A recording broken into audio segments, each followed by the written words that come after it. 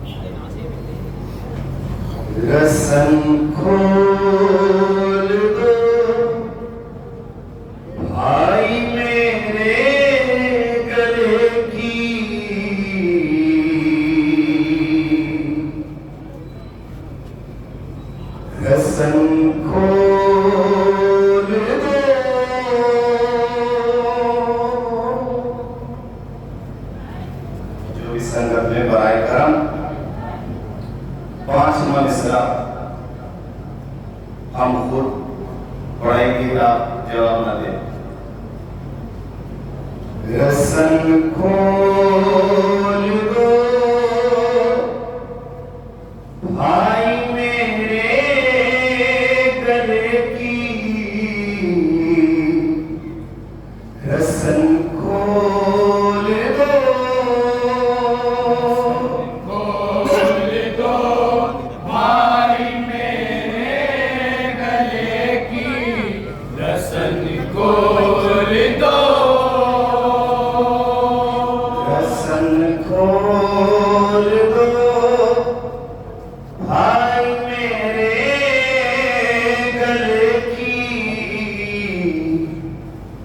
रसन खोल दो, खोल दो भाई मेरे गले की, रसन खोल दो। ये भाई से रोके, ये भाई से रोके बोली सकीना, रसन खोल दो भाई मेरे गले की, रसन खोल दो भाई मेरे गले की, रसन खोल दो। बहन बड़े एहसान, बहन बड़े एहसान कर दो